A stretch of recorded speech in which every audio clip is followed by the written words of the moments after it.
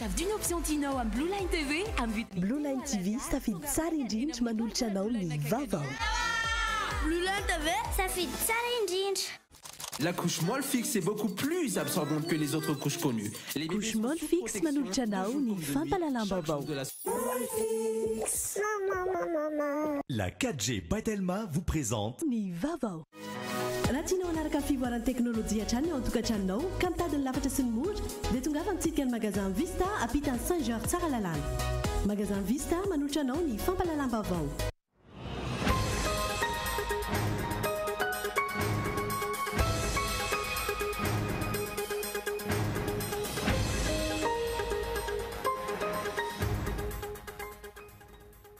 Isy indray ny fionana eo amin'ny voamera maleo tena misahana ny fifidianana sy ny antoko politika amin'ity herinandro ity.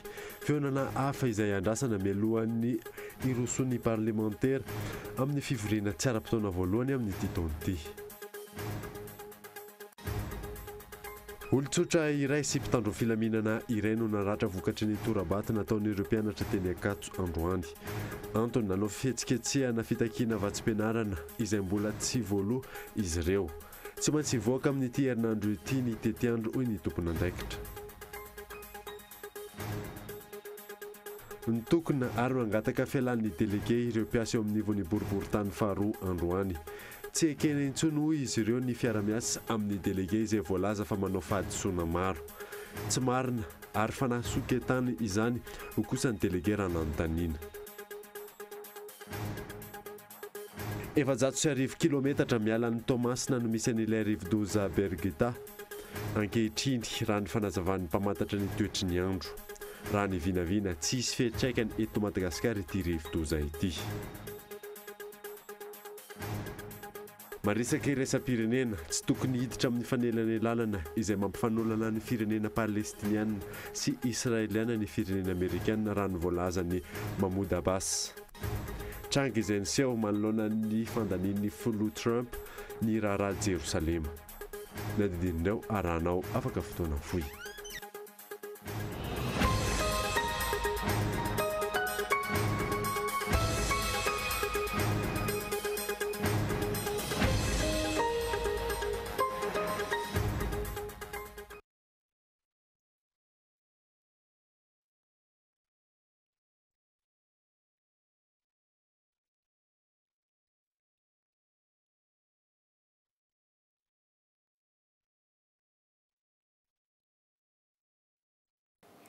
Miaraba tompoko lafinaritra tompoko vavy miaraba manokana ny koa ireo mpanaraka ny vaovao Kolo TV any amin'ny faritra indrindra ireo manaraka izany amin'ny alalan'ny FM Tomasina dia STV Antsiranana ary TNTV Fianaratsoa. Ny anomboantsika ny vaovao araky ny efa narahina teto amin'ny Kolo TV omaly nivoaka tamin'ny gazety mpiseho isan'andro tamin'ity androan'ity ny mahakasika ny e-visa voalaza tamin'izany fampandraram-panolo-tsaina ny filoham-pirenena iray ny tompon'ilay orinasa ary mandray ny vola azo avy amin'ny e-visa. Tsy misy anefa ny taratasy fanamarinana izay vola aloha. Fanadiny Lili Rabiata. Mamofopofona fanodikodinam-bola-panjakana indray amin'ny seranam-piaramanidina sy seranam-tsambo ankehitriny no ny fakana ny droit de visa ataon'ny orinasa tsy miankina iray Ametis, agence malgache d'édition de titres et de timbres sécurisés.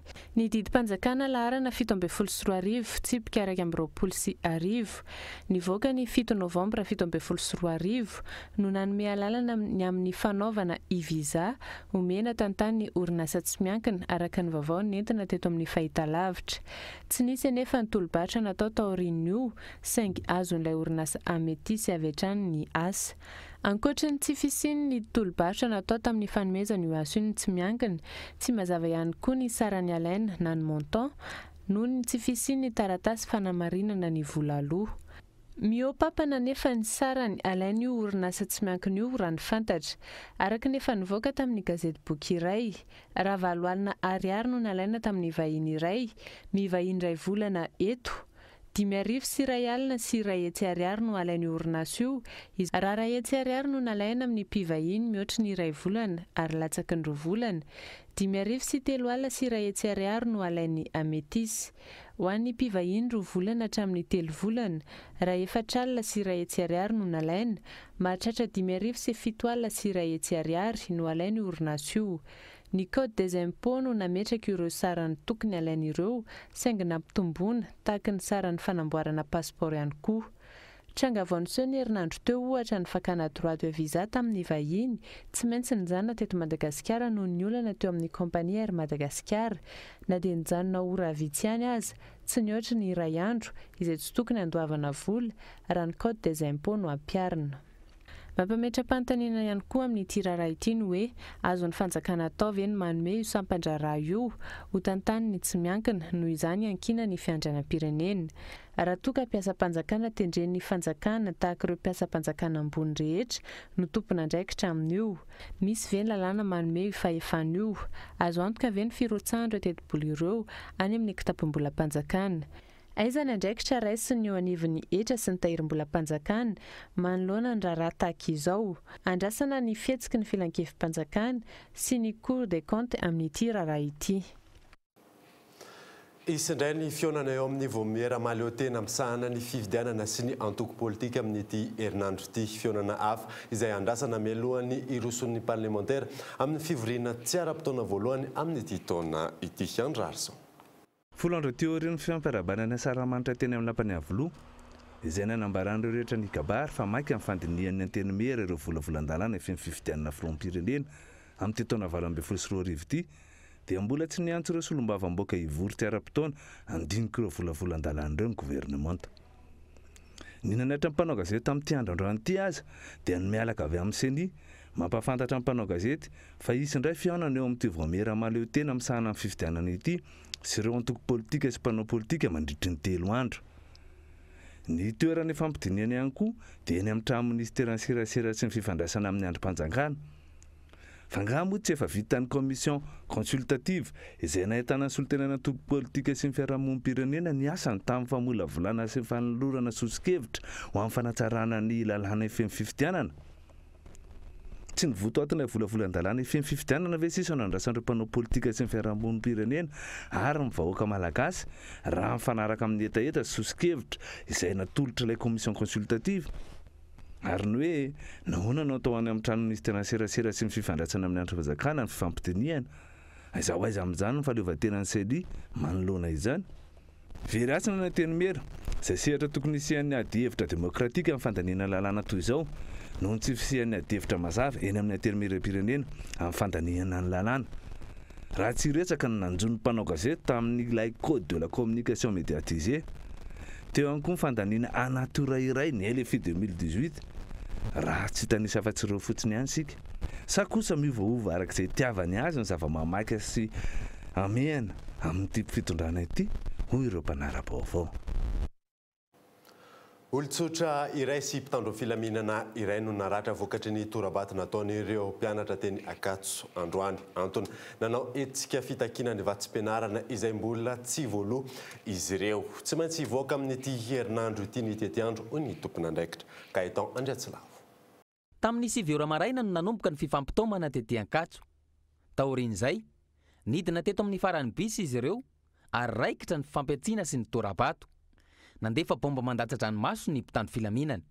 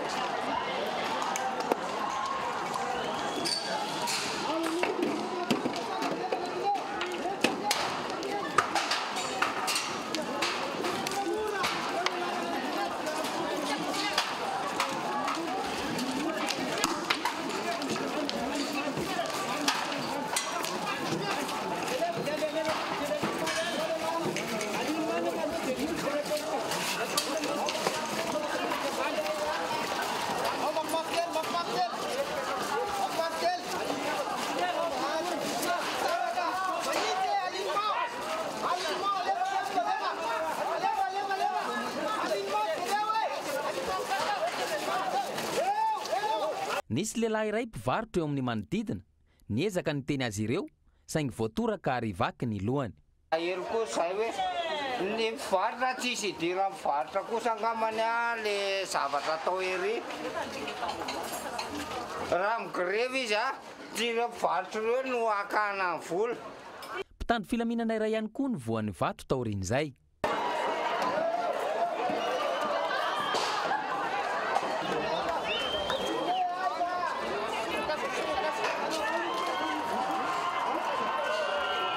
Vatsim-pianarana no takian'ireo mpianatra. Ao ireo mbola tsy nahazo nandritra ny 4 bolana, ao kosa ireo mitaky ny vatsim-pianarana nandritra ny 2 volana. Nandritra ny fihetsiketsehana sy ny fampiatsiana nataon'ireo mpianatra, nivory ny solitenan'ireo mpianatra sy ny tompon'andraikitra eny amin'ny oniversite ary nanao fanambarana rehefa vita ny fifanaovan'ny tsoni. Tapaka tamin'izany fa tsy maintsy avoaka amin'ny herinandro ity ny tetiandro famoahana ny bourse. Dinika izahay manao soni eto ambany.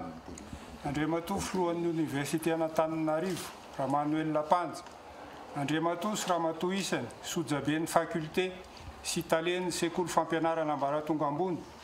Andriamatoa sy Ramatoa Isany filohan'ireo fikambanan'ny mpianatra tamin'ny fivoriana natao teto amin'ny salle des présidents androany alatsinainy fa 5 janoary 2024 tamin'ny 1 sasany azafady dia namoaka ireto fehi-kevitra iombonana ireto. Voalohany, avoaka amin'ny ity herinandro ity ny tetiandro andoavana ny vatsim-pianarana, calendrier de paiement des bourses. Faharoa, araky ny lalàna mifehy ny famoahana volam-panjakana izay volana ny anarana no andoavana vatsim-pianarana. Natao androany fa 15 janoary 2024. Tsy ekena ny fanamboarana cyber ao amin'ny salle d'étude hoy ireo mpianatra monina ao amin'ny cité Ambohipo. Efa tery ny trano ary vao maika hiatery izany raha asiana cyber moa izay mbola tsy fantatra ny nahazo ny tsena. Fanadina. Ny antso-mpanao gazety ihany koa ireo mpianatra monina eny amin'ny citén'ny mpianatra eny Ambohipo. Antony, misy fanorenana toerana anaovana cyber ao amin'ny efitrano fianarana lesona na ny salle d'étude eny an-toerana. Tsy ekena io fanorenana io hoy ireo mpianatra. Eto dia tsindrinay manokana tsy amin'ny anarako no itenenako fa efa nisy ny AG izay nataonay omaly tamin'ny 7 ka hatramin'ny 9 alina nanapahany nijerenan'io hoe eketsika sa tsy eketsika ny fananganana an'io. Dia hatreto zany tsy manaiky ny fananganana an'io izahay. Tsy ny activité ataon'ny croix, tsy ny averina kondrem-pandeha, tsy ny activité ataon'ny croix no tsy tianay fa afaka manao activité malalaka ny croix fa kosa aoka mba tsy ho ity salle d'étude na ity no ho kitihana satria efa hitatsika ny fahatereny teo aloha nakisakio misy an'ity poche kely ity dia maninona indray rehefa tonga aty amin'ny 2018 atsika miverina haterena indray le izy. Gaga sy talanjona araka izany reto mpianatra ireto raha nahita ny fanamboarana. Tsy nisy fampahafantarana mialoha sy ny fakanana hevitra izy ireo raha ny fanazavana.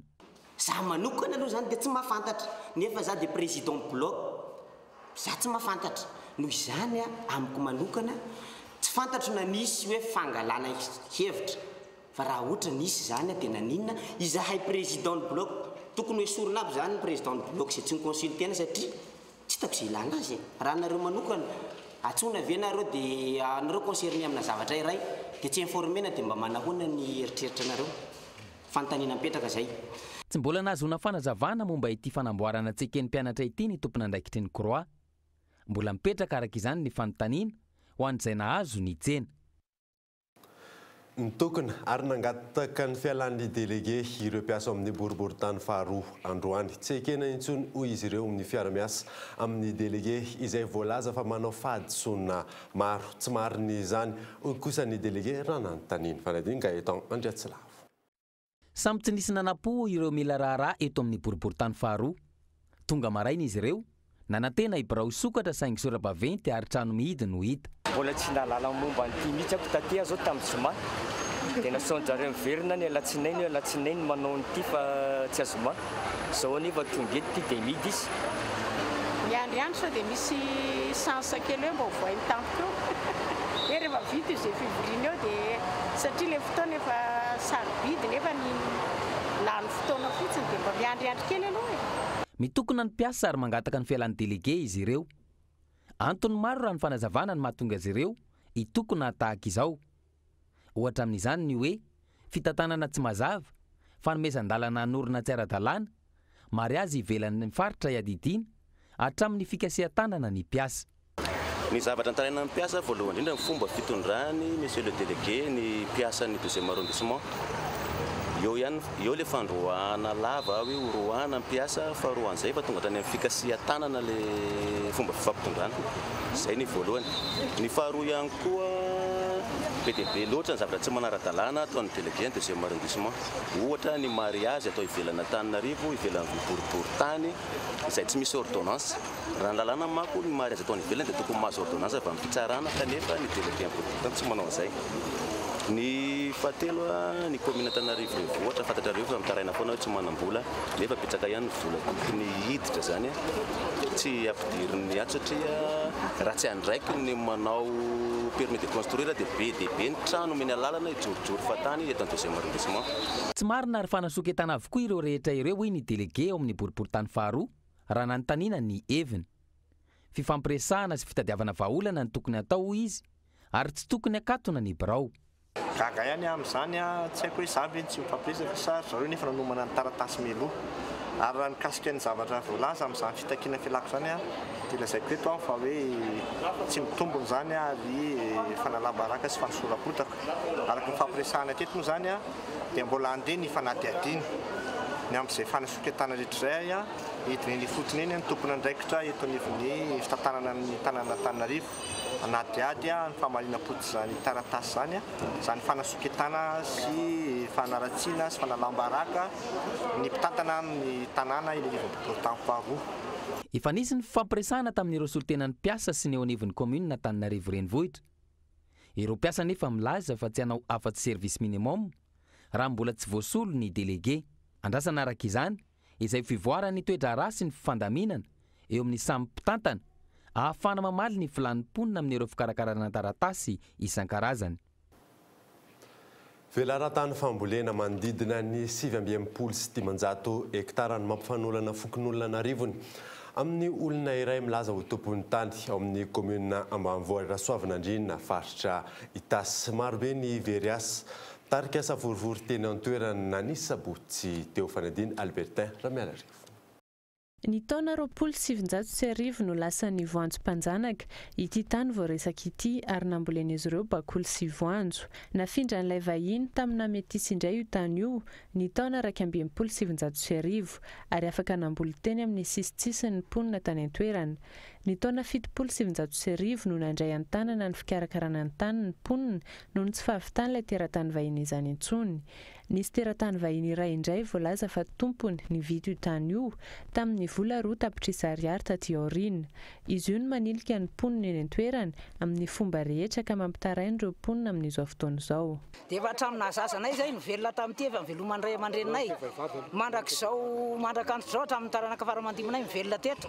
Izao nefa dia atositosika misy olona manosika anay hiala amin'io ka ataonay aiza ny taranaka faramandiminay aiza ny anarandreo aiza ny nanandreo. Raha azo atao tokony jerena ny tranotany sy ny fahasandrazanay ny avanay milevina any amin'ny toerana rehetrarehetra iny fa tsy olotokana ny tokony hivelona eto. Ahoana moa nahafahandro hoe vahoaka ireo hiala eto hoe voaka manalinalina ve ny ray foaty ka raha ohatra amin'izao fotoana izao dia miantso izay mpitondra fanjakana maefa rehetrarehetra mba hijeran'ireto vahoaka reto. Ahoana nanaovana an'ireo vahoaka ireo tany 100 hektara ve tompoko dia esorina vahoaka rehetrarehetra manalina fa olona anankiray no omena azy. Tsy rariny zany. Tsy rariny zany. Ka ataoko retandren-danitra eto fa rehefa vahoaka ireo dia tsy alao mihitsy na inona hipoaka na inona aloha tsy alao mihitsy zay. Mitaky ny fampiarana ny lalàna ny feny fananantany 470 tsipika araka amin'ny 20 izay milaza ny famonjana ny tany amin'ny fanjakana ary tokony averina amin'ireo mpanajary ny taona 2024 ireo mponin'ireo. Efa niakatra teny anivon'ny fitsarano io raharaha io raha ny fantatra. Voalaza fa olona 7 no noesoran'ilay vahiny ny 12 desambra lasa teo raha nidina teny an-toerana izy ireo nanatiny teraka ny didy saingy fianakaviana manodidina ny 300 ireo mivelonao ary manodidina ny 3,000 ireo mivelona kolaka ny an-toerana. Ireo olon'ireo dia mivelona. Arak'izany mivelona ao fa tsy miary. Io zany ny fiainany. Io ny hividianany sakafo, io ny hividianany akanjo, io ny hividianany fanafody. ka raha ny fanasorana an'ireo olon'ireo ao amin'io tany io no lazaitsika dia milaza zany hoe aloha ireo olon'ireo faty fa tsy azo tsaboina, aloha ireo olon'ireo tsy hianatra, aloha ireo olon'ireo zanak'ireo, aleo ny zanak'ireo olon'ireo tsy hianatra, aleo ireo olon'ireo tsy hisakafo, aleo ireo olon'ireo tsy hitafy, aleo ireo olon'ireo tsy hiala voly, kanefa zon'ireo olon'ireo izany zavatra izany. Noho izany dia amafisinay izay mpitondra ty ambany mba hijereva amin'ny fanjakana akaiky izao raha zao mba azahoan'ireo olon'ireo misitraka izao tany zao ihany satria araka ireo voalazako teo efa nisitrahany ray aman-dreny. Fangatahana-ponina nisy ny fifampirarana ny amin'ny tokony hamerenana amin'ny volan'ilay vahiny izay nividy io tany io satria misy ny antom-piveloman'izy ireo ary koa ny fahasan-drazana. Manao antsoavy ny fitondram-panjakana izy ireo mba hijery akaiky ity raharaha ity. Niteraka resabe ao Tomasina ny raharaha aty tany ao Analamalotra izay mampifanolana orinasa amin'ny fikambanana tsy miankina iray ao Tomasina ao. Andaniny tsy manaiky ny ala amin'ny tany ilay fikambanana, ankilany kosa tsy an'ny DRDR izay pampanofa ny tany amin'ity fikambanana ity ny tany raha nambaran'ny mpisolo vava. Fanadiny Fezo Rafaly. Antonany maro tsy nahita-mbaolana mitony resabe sy fifandirana eo amin'ny raharaha ady tany ao Analamalotra Toamasina. Andaniny fikambanana tsy miankina iray izay niasa teo amin'ny tany hatramin'ny taona 2024 milaza fa tsy ara-dalàna ny nahazoany ilay tompo tany ny tany. Ankilany kosa ny fanajariana tany io nandritra ny 20 taona mahery no nahazoana nanao prescription acquisitive na ahafahan'ilay nangataka nahazo azy teo anivon'ny fitsarana mahefa tamin'ny taona 2024. Telo taona tsy aoriana ny asan'ilay fikambanana tsy miankina. Tanina société coloniale abandonné izy io ka zay nafahako nanao les mise en valeur nanomboko 1985 feno 20 taona nanaovako ilay fanajariana zay vao nangataka tamin'ny tribunal. Ka noho izay ara-dalàna ny nanaovako ilay fangatahana. Nisy zany directeur tao amin'ny agriculture dia andeha hampanofa ilay tany tamin'ny Saint Gabriel. Ary naka wisé za tamin'izay ny constaté le raha dia efa niteny zany fa tsy ara-dalàna izy io fa raha ataon'jareo foana. Dia ny insiste moa zareo dia nivaly zany le fangatahako nivoaka le didy ka raha fa nitohy le ady dia resy moa zareo jusque tany amin'ny Cour suprême. Raha ny fanazavan'ny tompon'andraikitra eo anivon'ilay fikambanana tsy miankina ny DRDR na Direction Régionale du Développement Rural no nampanofa azy ireo ny tany tamin'ny taona 2024 ary ambaran'izy ireo ho misy mibodo ankehitriny. Nambaran'ny mpisolo vava ireo miady ny tany amin'ny ity fikambanana ity kosa fa tsy an'ny DRDR ny tany izay nampanofana ary tsy manana lalana amin'izany izy ireo. La société d'exploitation forestière du Canal du Nord tompony tany io fatsy ny agriculture na ny fiangonana katolika velively. Feno fitsarana ny fangatahany ary menana azy zany tany zany tamin'ny taona 2024. Kasika ny ONG Saint Gabriel kosa contrat de bail ny fanaovana tamin'ny DRDR tamin'ny taona 2024 no nahafahany niditra tao amin'ny tany io. Rehefa nantaniana nefa ny DRDR tamin'ny alalan'ny vaty tany dia nilaza sy nanaiky fa tsy tompony tany ny DRDR nanaiky ihany koa izy fa tsy tokony ho afaka nampanofa ny tany io.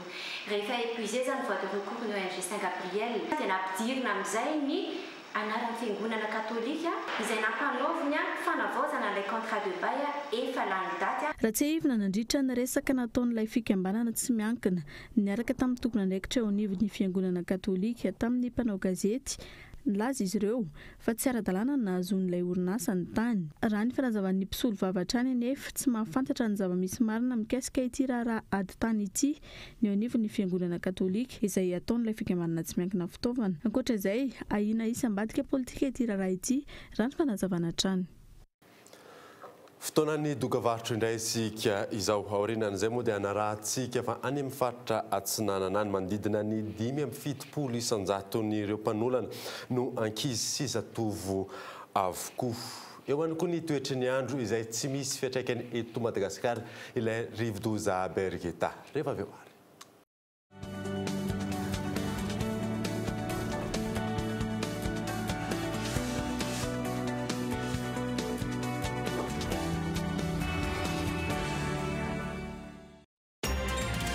Messieurs, chers parents, voici Théo, le bébé qui consomme le plus de liquide au monde. Le monde entier parle de lui.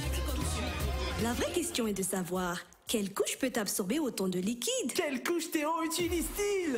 Mon fils Théo utilise bien sûr la couche de bébé la plus absorbante, la couche Molfix. La couche Molfix est beaucoup plus absorbante que les autres couches connues. Les bébés sont sous protection de jour comme de nuit, chaque jour de la semaine. Molfix. Je m'appelle Ange. Déjà petit, j'en rêvais. Il a suffi d'un geste, une simple pièce de monnaie et le rêve débute. Avec le temps, j'ai grandi avec ma passion. Et puis, j'ai fait la rencontre d'un partenaire de vie, Mvoul, et mon téléphone est devenu ma tirelire. J'économise tous les jours avec Mvoul, où que je sois.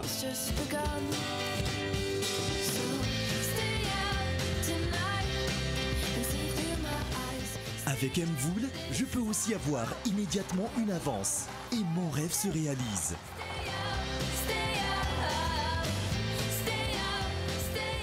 Besoin d'une avance? Mvoul avance. Mvoul avance immédiatement jusqu'à 500 000 arrières. Tapez le dièse 111 étoile 1 dièse. Mvoul, simple, immédiat, sécurisé. Misy dia zany me amilay be foana nenaktonami manaya manaraka telo na félação de sie onts nenay mijery documentaire tape koa mijery foot tetelisam Sans Blue Line TV daholo eny zany ny tele anareo trano e. Savy d'une option tinao amin'ny Blue Line TV amin'ny vidiny 3 alina ariary. Fanatanjahantena, fialamboly, sarimihetsika, fandaharana ho an'ny fianakaviana. Vaovao maneran-tany tonga avaingana eny amin'ny mpanjara Blue Line akaiky anao. Blue Line TV safidy tsara indrindra.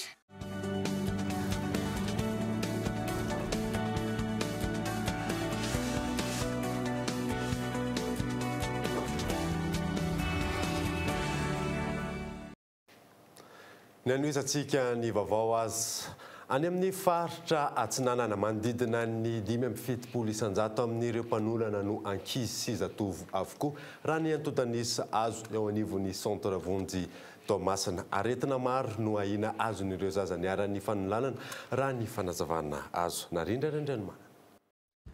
Tao anatin'ny herintaona nisy ny sampandraharaha fandraisana an-tanana ny ankizy niara-ny herisetra Ranofo eto amin'ny hôpitaly be Toamasina. Tsy mitsaha mitombo hatrany ny isan'ireo niaram-boiny izay.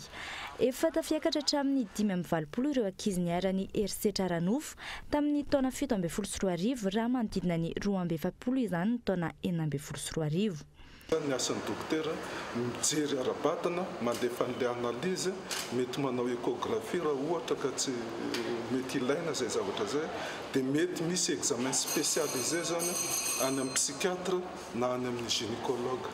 Dia ny fandraisana tanana ara-tsaina zany eo ny eo koa zay mahatra satria ny assistance sociale zany mahafantatra ireny olona ireny zany rehefa avy aty mody dia mbola tsy dina any an-trano. Dia zay zany maha systématique fijerevana tsy mikaretina azo amin'ny firaisana zany tsy maintsy tadiavina.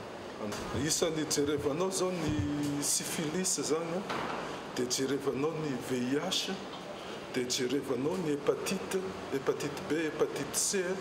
Maro ireo tranga raisin'ny sampandraharaha fandraisana an-tanana ny ankizy niara-ny herisetra Ranofo eto amin'ny hôpitaly be Toamasina. Tranga iray izay nitarika ny fahalemeny ankizy enitaona izay voaolana ankizy 10 taona tao anatin'ny herisetra tanteraka raha ny fanazavana. Rary izy aloha ray volana tany amin'ny toerana nisy azy tany dia nandritra n'izy nitsaboana vao midécouvrir ny tany hoe victime de viol ilay ankizy. Dia 2 mois izy tato nandalo service tao amin'ny chirurgie izy aloha dia avy eo izy nandalo tary amin'ny pédiatrie dia mibénéficier séance na rééducation izy zany ny zanana amerenana le tongony. Fa le ankizy paralysé zay zany zao ankizy efa afaka nilalao tsara nandeha tsara lasa malemy ampandriana tsy afaka mitsangana tsy matana pipi fa lasa mamany lava. Miakely ny taonandro voalaza tompon'antoka amin'ny fanolanana ankehitriny. Eo ihany koa ireo sala taonandro niaram-boana izay manomboka hatramin'ny zaza 7 volana ka hatramin'ny 3 taona. Samy manana ny anjarany tsirairay indrindra amin'ny fiarovana an'izony ankizy amin'izao fotoana mampiroborobo ny teknôlôjia vaovao izao. Ao anatin'izany ny fandraisan'ny UNICEF an-tanana ireo fampitaovana ao amin'ny centre vonjy izay marina fa maimam-poana ny fandraisana ireo zaza hiara-ny herisetra Ranofo any amin'ny faritra Atsinanana. Efa-100 kilometatra miala ny Tomasina no misy an'ilay rivo-doza Bergeta ankehitriny raha ny fanazavan'ny mpamantatry ny toetry ny andro rano vinavina tsy hisy fiantraikany eto Madagasikara ity rivo-doza ity fanadiny miantarandriana evo. Taoriny fandalovan'ny rivo-doza Ava efa manangasanga ihany koa ny rivo-doza Bergeta izay niforona tao amin'ny ranomasimbe indiana sabotsy lasa teo. Voasikajo tempête tropicale modérée na TTM 320 kilometatra isan'ora ny rivotra entiny ary mahatratra 740 kilometatra isan'ora kosa ny tafiotra miaraka aminy. Tsy misy fiantraikany eto Madagasikara hatreto ity rivo-doza ity, hoy ny sampana mpamantatra ny toetry ny andro. Mahakasika ny rivo-doza moa zany dia Bergeta dia mahazo ery ihany izy ary any amin'ny 700 kilometatra ny miatsinanan'ny Tomasina no misy azy amin'izao fotoana izao. Raha izao fisotrana izao moa dia verina tsy dia hisy fiantraikany loatra eto amin'ny tany Madagasikara zany izy io. Afa-tsy hoe afaka 5 andro any angamba vao misy mety hisy kely hitondra orana ny faritra atsimo atsinanana any izy io zay azo zaina hoe kelikely ihany. Be ity satria atao amin'ny faritra ranomasy Madagasikara nanaraka ny Ava teo dia Bergeta indray zany no manaraka. Ny fahatevenany al'izay no mahatonga ny erika eto an-drenivohitra ankehitriny. Hidina amin'ny maripana atao anatin'ny 3 andro, indrindra ho any eto afovoantany. Ny mamaritra ny androntsika amin'izao fotoana izao moa zany dia alizay tsy maro toerana izany hoe ny ilany atsinana iny zany dia anirika mety ahazorana mihitsy aza dia ny tapany avaratra moa mbola mitombona ihany le andeha andrahoana zay hoentin'ny GDCT dia iny azo mbola mahazo orana ihany dia toraka izany koa ny ilany refany dia mety mahazo oram-baratra. Vinavinaina andalo any amin'ny 300 kilometatra na 400 kilometatra atsinanany faritra atsimo atsinanana i Bergeta afaka 5 andro raha ny fanazavana hatrany. Tontolo ny zavakanto kosa indray dia mbola vitsy no manao sary hosodoko amin'ny rindrina eto amintsika. Haingo ahafahana manatsara endrika ny rindrina amin'ny trano ihany koa ny sary hosodoko. Ireo trano lehibe sy trano fandraisam-bahiny no efa nisafidy izany raha ny eto amintsika. Lili Rabiata. Mpanao sary hosodoko iray isan'ny matianina amin'ny fandokoana rindrina no entina atao anatin'ny fanadihadiana. Hosodoko alaina tahaka amin'ny hosodoko kely fahita andavanandro no ataony, saingy atao lehibe amin'ny rindrina. Na ny fotoana lany, na ny fitaovana ampiasaina, tsy mitovy amin'ny manao hosodoko mahazatra. Izy ity zao 7 andro androany no nanaovana anazy. Zany hoe ny peinture ampiasaiko aloha zany dia za tsy dia tia mampiasa peinture somary ambanimbany qualité zay fa somary capsy daholo zany ny loko ampiasaiko aloha ny tena marina dia mampiasa ny resaka pinceau kely, pinceau lettre zany no tena miasa dia ny éponge tena miasa. Tsy any amin'ny fanasamblia any zany ny éponge miasa fa tsy anaty hosodoko miasa ny éponge. Amin'ny dokam-barotra eny amin'ny trano amoron-dalana no ahitana ny sary hosodoko amin'ny trano amin'ny ankapobeny. Tsy mbola betsaka mpanao kosa ny matianina. Tsotsotra kokoa zany ny tena marina manao grand format noho ny petit format. Ny antony zany satria maka zavatra finina kely izay ianao any anaty resaka tableau kely. Fa ny ngeza zany afaka libre be no manao sary ohatr'izany. Ny vahiny mbola manjifa ny asa tanana tahaka izao raha ny eto amintsika. Mbola amin'ny sara amin'ny rary anefa no anjifaina izany araka ny fanazavana. Vaovao ara-panatanjahantena kosa indray dia tontolo nikitra any Angletera andy moka fohy 4-0 no nandavon'ny Liverpool any Manchester City omaly tamin'ny andro faha-13 ny Premier League. Fezora Valy. Sambata tao anatin'ny 13 andro ny lalaovana ny Premier League no naharesy ny Manchester City omaly 4-0 no nisarahan'ny lalao ny fanandrinany tamin'ny ekipan'ny Liverpool. Lalao izay niady dia niady indrindra tany amin'ny minitra farany hita soritra tamin'ny fomba filalaon'ny Liverpool ny fahavononana andresy isan'ny tombony ho azy ireo. Taty amin'ny minitra faha-9 no nanokatra ny isa ho an'ny Liverpool i Chamberlain. Sahirana Arsaika tsy nahatonga baolina tao amin'ny surface ny Man City. Taty amin'ny minitra faha-20 vao nisy ny baolina maty ny Sané nanasahala ny isa. Niverina tsikelikely ny tanjaky ny Man City taorian'io saingy mbola naneho ny heriny ny Reds. Teo amin'ny minitra faha-9 nakoba ny Roberto Firmino ny araton'ny Man City nanome ny isa 2 ny Liverpool. Tsy niandrela ny isa fahatelo izay nodaka ny Mané, nanakatona ny isa 4 kosa i Salah ho an'ny Reds. 10 minitra tsy isarahan'ny lalao nefa no taitra tamin'ny torimasiny ny Manchester City. minitra fa 4:20 no namonoany Sylvain Paul izay nampiakatra ny isa ho azy ireo. 7 minitra taorian'io izany hoe taty amin'ny minitra faraka amin'ny 90 amin'ny fanampotona no namonoany Gundogan ny baolina ka nanome ny isa 3 ho an'ny Manchester City. Azony heverina ny nahasahala ny lalao 4-0 raha ny fiadiny saingy ny fotoana no nametra azy. Hatreto ity no faharesena voalohany ho an'ny Man City tamin'ireo lalao 13 natao. Lalao 20 no nivoahany ho mpandresy, roa kosa nanaovany ady sahala. Maresaka iraisam-pirenena tsy tokony hiditra amin'ny fanelana lalana izay mampanolana ny firenena palestiniana sy israeliana ny firenena amerikanina raha ny voalazan'ny Mahmoud Abbas. Tranga izay niseho manoloana ny fandanian'ny filoham-pirenena amerikanina Donald Trump ny raharaha Jerusalem. Fanadina amin'ny sarin'ny France 24. Nanamafy ny tsy hidiran'ny firenena amerikanina amin'ny raharaha izay mampanolana ny Israel sy Palestiniana i Mahmoud Abbas taorian'ny fihaonana teo amin'ny mpitantana ao amin'ny OLP tany Ramallah omaly. Tranga izay niseho indrindra taorian'ny fandanian'ny firenena amerikanina ny raharaha mahare-nivohitra ny Jerusalema izay. Ao anatin'izay fanelany alanana izay mitaky ny hidiran'ny sehatra iraisam-pirenena ny tenany ary mandahatra ny sosikevitra izay arosiny filoha Trump raha ny fanazavana omaly. Afaka mandahan'izany izy izahay indrindra fa raha mifandray amin'ny hoavin'ny firenenay. Et maintenant nous disons à Trump que nous n'accepterons pas son... Ankehitriny milaza ny Trump izahay fa tsy anaiky velively ny paikady izay arosony. Fantatra fa nampiato tanteraka ny fifanarahana tany Oslo izay nosoniavina tamin'ny taona 1970 ny filoha palestiniana. Tanterahana nandritra ny 2 andro ny fihaonana tany Ramallah omaly. Ary anisan'ny fanapa-kevitra tapaka tao anatin'izany izany. Tsy aivina fa nanafoana ny fifandraisana tamin'ny firenena amerikanina ny filoha palestiniana nanomboka ny volana Desambra lasa teo. Fotoana izay nandanian'ny filoha Trump ny mahare-nivohitra ny Israel any Jerusalema. Alohan'ny sarana taverina aminao ireo vaovao sogadina tamin'ity alina ity. Isindray ny fihaonana eo amin'ny voamiera maleo tena misana ny fifidianana sy ny antoko politika amin'ity herinandro ity. Fihaonana hafa izay andrasana mialohan'ny iroson'ny parlementaire amin'ny fivoriana tsy ara-potoana voalohany amin'ity taona ity. Olon-tsotra iray sy mpitandro filaminana iray no naratra vokatry ny torabato nataon'ireo mpianatra teny Ankatso androany antony. Nanao hetsika fitakiana ny vatsim-pianarana izay mbola tsy voaloha izy ireo. Tsy maintsy hivoaka amin'ity herinandro ity ny tetiandro hoy ny tompon'andraikitra. Ary farandehan'ny tokony ary nangataka ny fialan'ny délégué ireo mpiasa amin'ny boriboritany faharoa androany. Tsy ekena intsony hoy izy ireo ny fiara-miasa amin'ny délégué izay voalaza fa manao fahadisoana maro. Tsy mariny izany hoy kosa ny délégué raha nanontaniana.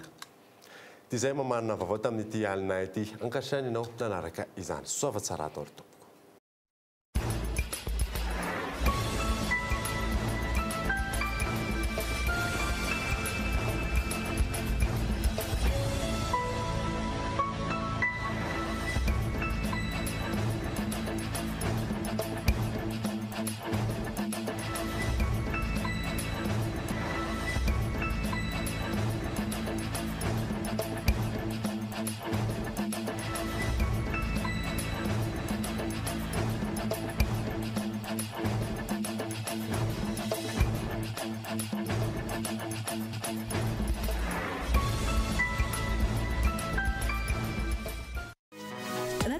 Fivoaran'ny teknolojia hatrany ao an-tokantranonao ka mitadiny lafatra sy ny mora dia tongafa mitsidika ny magasin Vista ampitany Saint-Georges tsara lalàna.